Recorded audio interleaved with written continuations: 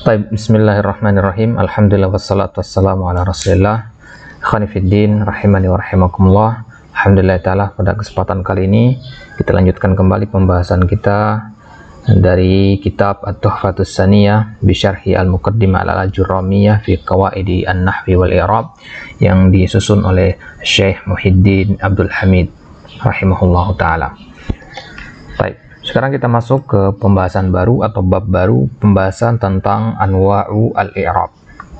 Jadi setelah di pertemuan sebelumnya kita sudah membahas tentang jenis-jenis i'rab.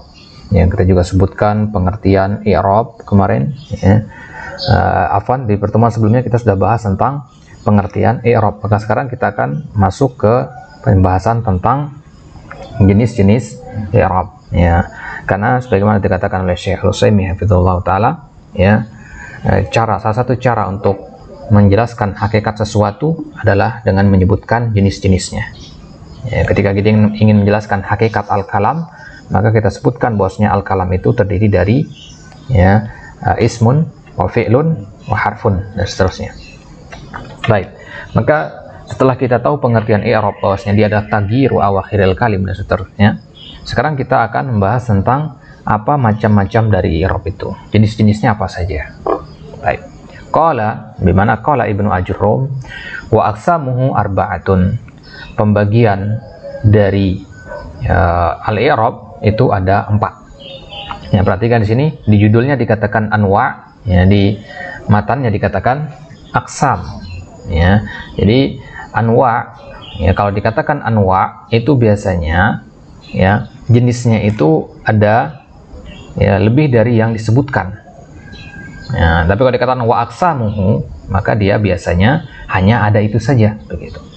Maka kita katakan di pembahasan tentang ya, al-kalimah kemarin kita katakan al-kalimatu ya salah satu aqsamin, ismun wa fi'lun aqsam kita katakan. Itu berarti tidak ada kisim yang keempat, hanya ada 3 kisim saja.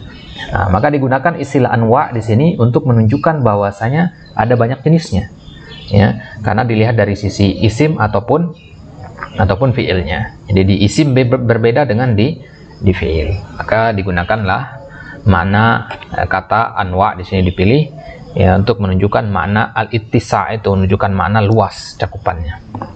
Baik. Nah, jadi wa aqsamuhu di sini kembalinya kepada al-i'rab, di mana wa aqsamul i'rabi arba'atun raf'un wa nasbun wa khafdun wa jazmun. Baik, kalau antum lihat tanda titik 2 seperti ini, maka biasanya tanda titik setelah titik 2 itu di-i'rab sebagai khabar.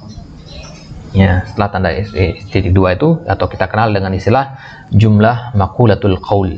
Nah, jumlah maqulatu al-qaul, isi percakapan.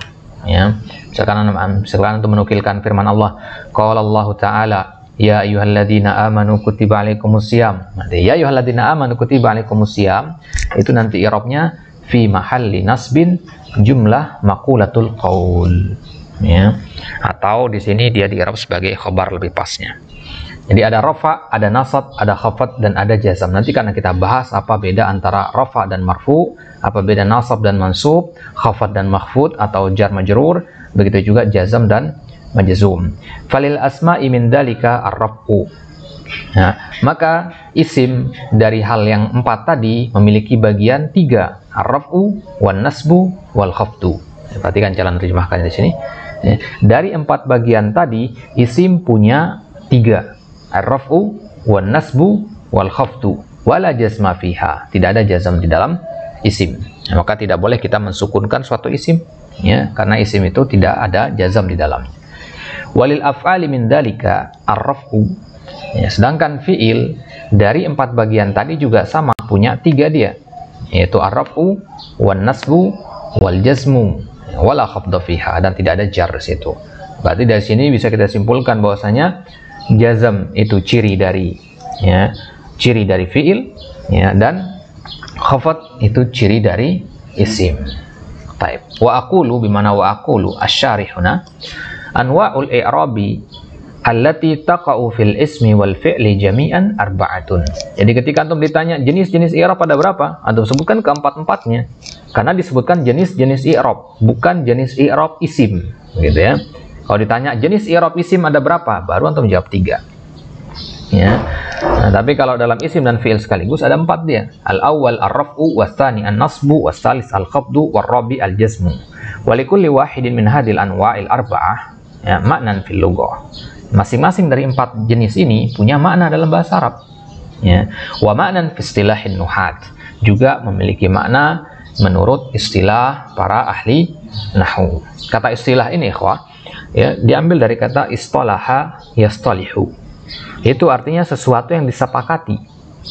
Ya, sesuatu yang disepakati. Maka kalau kita katakan ya istilahin nuhat, itu maksudnya suatu penamaan yang disepakati oleh para ahli nahwu, begitu. Jadi tidak ada orang yang menyelisihinya. Jadi tidaklah pengertian itu dikatakan pengertian kecuali ya dia itu telah disepakati.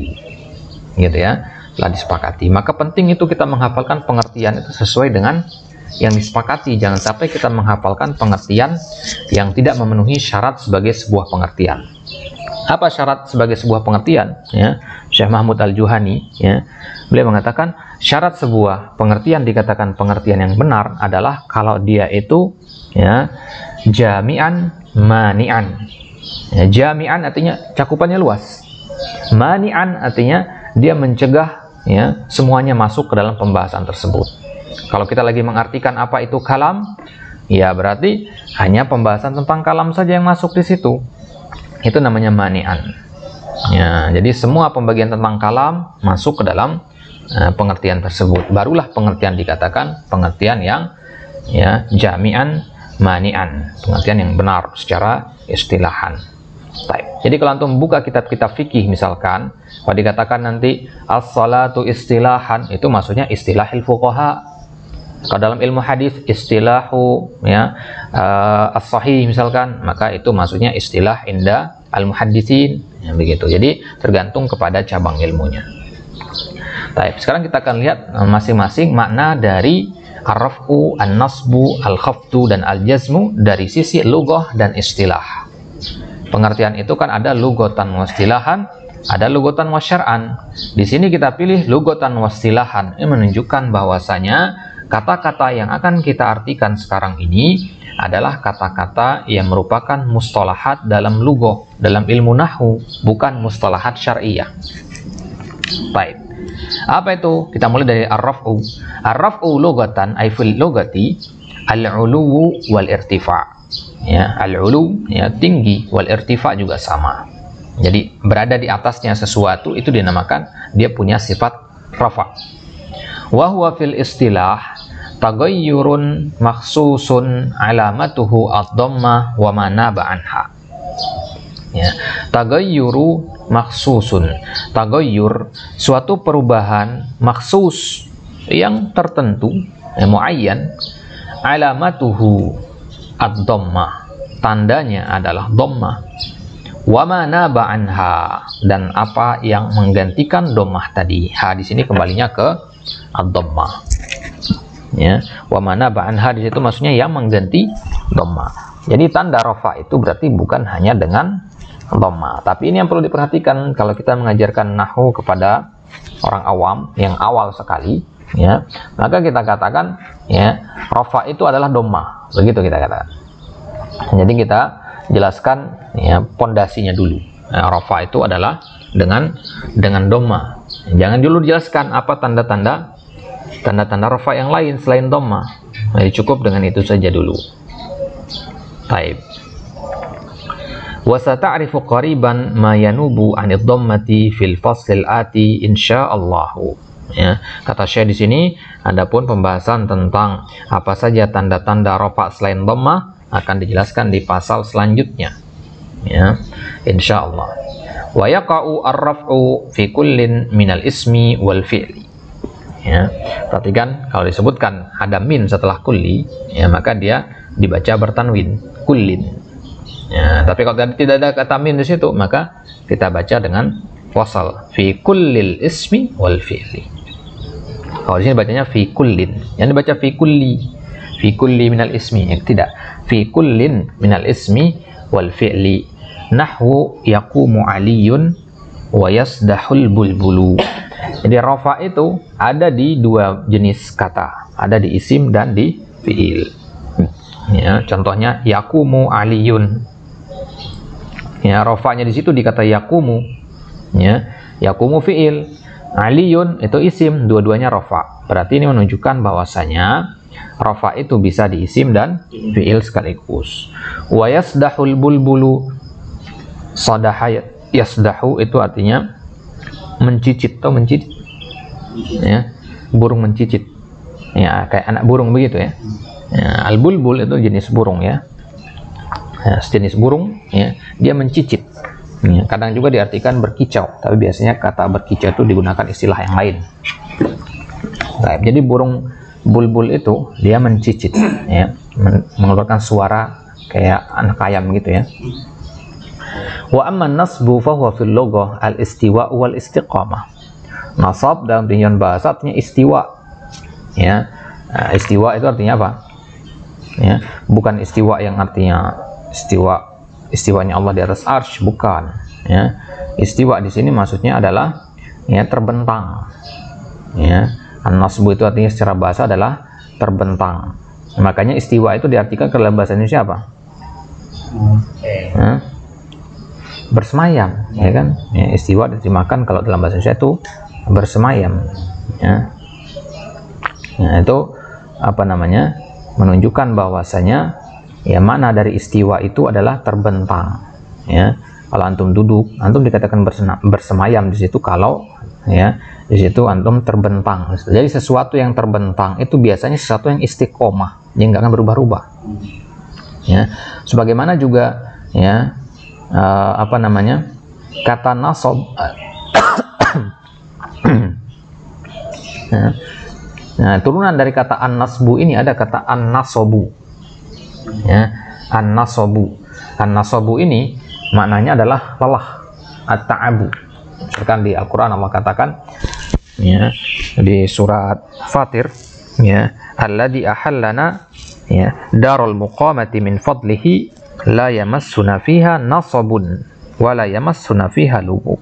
Ya, ya, yang menempatkan kami dalam tempat yang kekal, itu surga maksudnya ya, min fadlihi ya, karena karunia darinya ya, la yamassuna fiha nasabun ya, di dalam surga itu ya tidak ada yang namanya nasab, rasa lelah ya, wala yamassuna fiha lugub, tidak juga adanya namanya rasa lesu.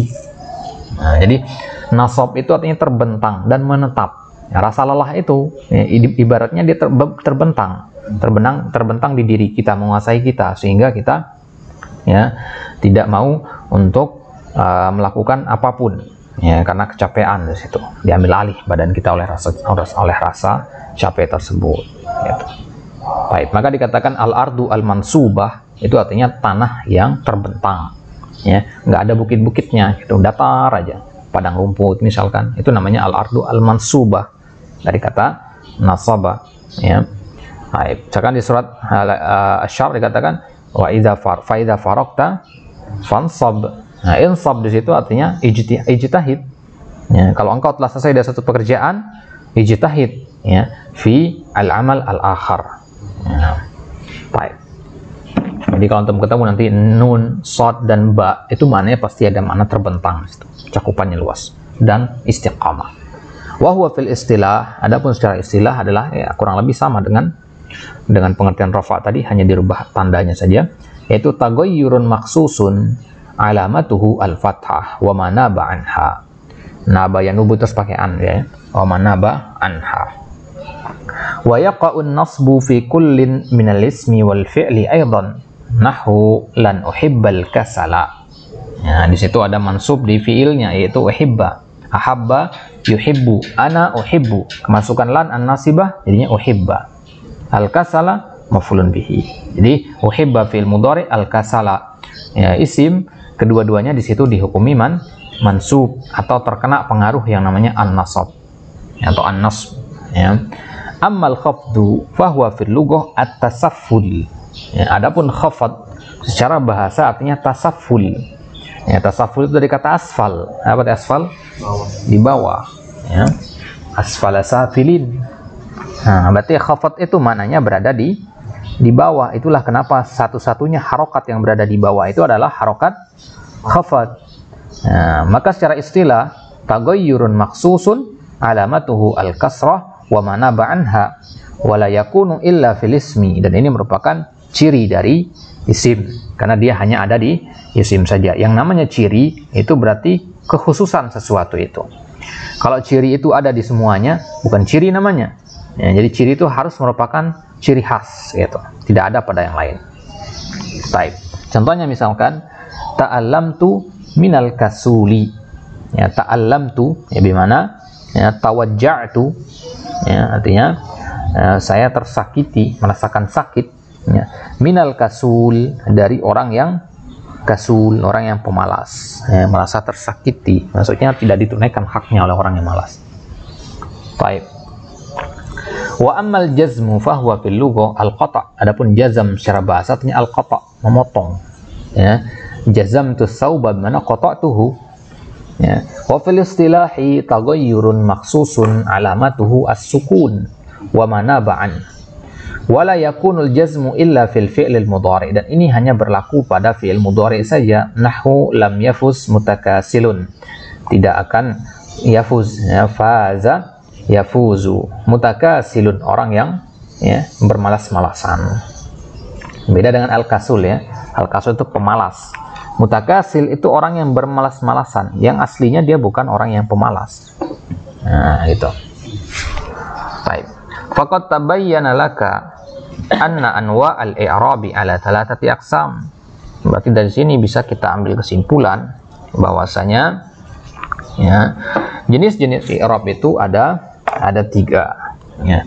Qismun mushtarakun bainal asma'i wal af'al. Ya, bagian yang pertama itu yang mushtarak, ya, maksudnya mushtarak itu ada di dua-duanya, ada di isim dan ada di fi'il. Antum dan saudara antum misalkan, ya, sama-sama seorang santri, maka antum dan saudara antum dikatakan mushtarak dalam hal sama-sama santri.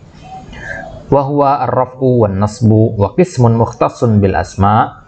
Dan bagian yang kedua itu khusus untuk isim saja, yaitu al-khafdu, wa qismun mukhtassun bil af'al wa huwa al-jazmu. Atau ya, al-khafdu di sini ya. Tadi kita katakan al-khafdu ya. Ibnu Ajurum mengatakan al-khafdu karena beliau ngikut ya pendapat ulama ya Kufah, ya, ulama Kufah yang dipimpin oleh Al-Imam Al-Kisai. Mereka menggunakan istilah al-khafdu, ya. Adapun istilah al-jar ya, itu yang digunakan oleh Sibawai di dalam kitabnya Al-Kitab. Baik. Nah, jadi perlu kita mengetahui pengertian-pengertian seperti ini secara bahasa maupun secara istilah. Ya, ar-raf'u tadi artinya al-ulu wal irtifa', an-nasbu artinya al-istiwa wal istiqamah, kemudian al-khafdu artinya at-tasafhul, kemudian al-jazmu artinya al-qata'u. Ya. Kalau kita lihat ar-raf'u artinya al-ulu ya, wal irtifa', ya, karena memang harokat yang ada di atas selain fathah itu adalah dhammah, ya, dan dhammah itu kan posisinya paling atas gitu ya, karena ada lengkukan bengkok di atasnya itu, ya. Ya, kemudian an-nasbu dikatakan maknanya secara bahasa adalah al-istiwa wal istiqamah, karena harokat nasab itu adalah fathah, harokat tanda aslinya. Fathah itu ya bentuknya membentang begitu, ya, lurus begitu, ya, atau kadang terus bengkok ya, agak miring gitu. Kemudian al-khafdu itu dinamakan al-khafdu ya karena dia satu-satunya harokat yang berada di bawah. Adapun al-jazmu tandanya adalah sukun. Kita katakan tanda, bukan harokat. Ya, tanda kita katakan. Kenapa? Karena yang namanya harokat itu hanya 3 sebenarnya. Harokat itu hanya 3, fathah, dhammah, kasrah. Sedangkan sukun itu tidak dikatakan harokat. Karena harokat secara bahasanya bergerak. Ya, kalau antum mengucapkan fathah, bergerak mulut antum menjadi a. Mengucapkan dhammah jadi u. Mengucapkan kasrah menjadi i. Tapi kalau mengucapkan sukun, apa bunyinya? Tidak ada, karena sukun tidak bisa terbaca kalau dia berdiri sendiri. Ada nun sukun, antum disuruh baca nun sukunin, nggak bisa antum baca, ya, tidak bisa. Nah, itulah kenapa dikatakan hukum asal dari suatu kata itu adalah rafa dia sebenarnya. Jadi asal sebelum dia menjadi nasab atau menjadi mansub, majzum atau majrur, dia kondisinya adalah dalam kondisi rafa. Ya, maka sebenarnya ilmu nahwu itu sesimpel ini. Dia mempelajari ya kapan kondisi rafa itu berubah menjadi nasab, jar atau jazam. Baik, ini dia pembahasan bagian yang pertama tentang ya jenis-jenis i'rab. Kemudian di pertemuan selanjutnya insyaallah taala kita akan masuk mulai pembahasan tentang pengenalan terhadap tanda-tanda i'rab. Tadi jenis-jenis i'rab. Di pertemuan sebelumnya pengertian i'rab. Nah, berarti setelah pengertian jenis-jenis kita akan masuk ke tanda-tandanya. Ya, ini merupakan porsi terbesar dari pembahasan kitab Al-Ajrumiyah ini. Baik. Allah ta'ala alam wa sallallahu ala nabina Muhammad wa ala alihi wasallam. Akhiru dawana alhamdulillahi rabbil alamin. Wassalamualaikum warahmatullahi ta'ala wabarakatuh.